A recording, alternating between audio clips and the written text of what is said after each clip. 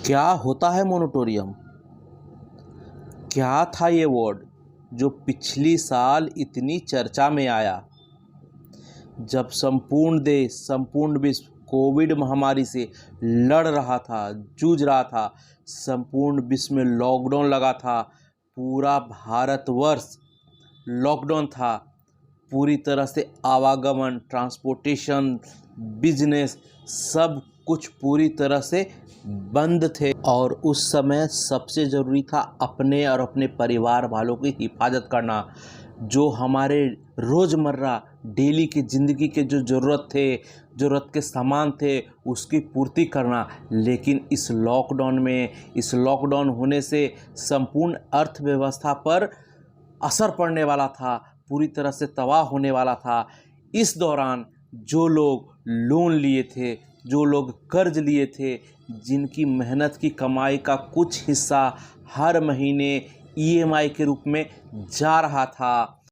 मोनिटोरियम उस समय दिया गया एक बहुत बड़ा रिलीफ था, एक ईएमआई में रिलीफ, जो आपको किस्त ईएमआई कुछ निर्धारित समय पर तक न दे पाने की छूट थी। इस दौरान किस्त न दे पाने की अवधि में आरबीआई द्वारा एक निर्देश जारी किया गया था, जिस पर अगर आप किस्त नहीं दे पाते हैं तो आप पर किसी भी तरह का कानूनी कार्रवाई नहीं होगा।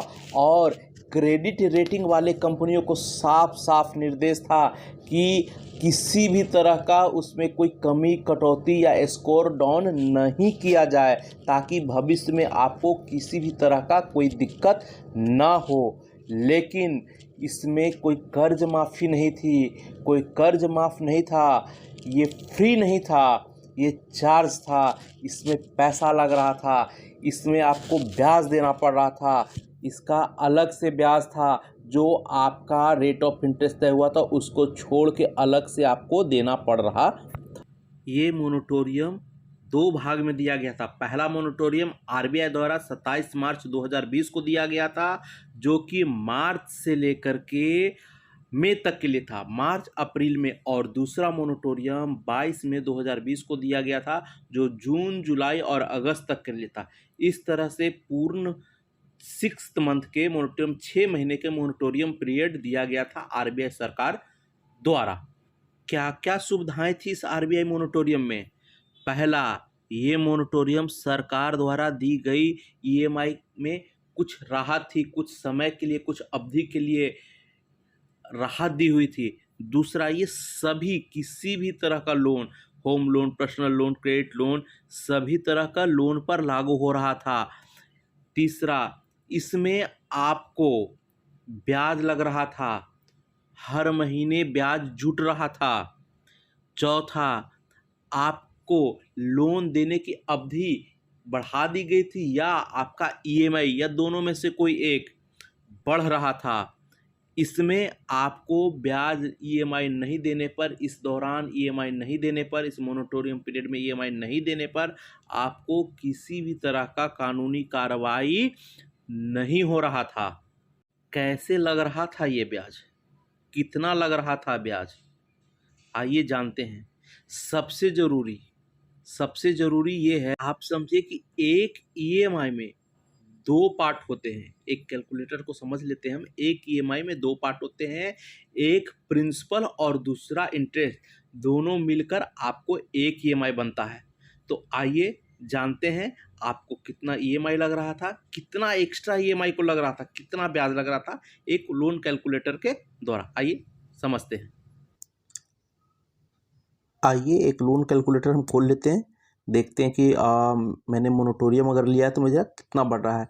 तो सबसे ज़रूरी चीज़ पहले हम सब जान ले कि ईएमआई में दो पार्ट होते हैं, एक प्रिंसिपल और दूसरा इंटरेस्ट। तो हमें जो यहाँ डालना है मेरा प्रिंसिपल, जो मेरा मूलधन बकाया है, लोन का जो मेरा मूलधन बकाया है वो मुझे डालना है। तो मान लीजिए मेरा मूलधन 1,00,000 रुपया बकाया है और रेट ऑफ इंटरेस्ट मुझे 12% है। तो एक मंथ का अगर मैं मोनिटोरियम लेता हूँ तो 1,000 रुपया बढ़ रहा है। 2 मंथ के लिए मैंने मोनिटोरियम लिया है तो 2,010 रुपया बढ़ेगा। और ठीक इसी तरह मैंने 6 महीने के लिए मोनिटोरियम लिया है तो 6,152 रुपया मुझे एक्स्ट्रा पे करने पड़ेंगे मुझे रेट ऑफ मैंने जो लोन लिया है उसके अलावा, उसको छोड़ करके, जो मैंने इंटरेस्ट पे करा उसको छोड़ करके मुझे 6,152 रुपया पे करने पड़ेंगे।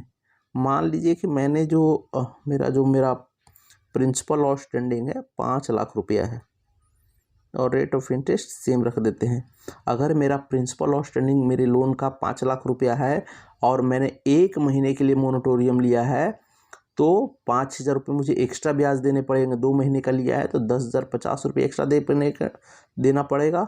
और इसी तरह अगर मैंने 6 महीने के लिए मोरेटोरियम लिया है तो 30,760 रुपया मुझे एक्स्ट्रा पे करने पड़ेंगे।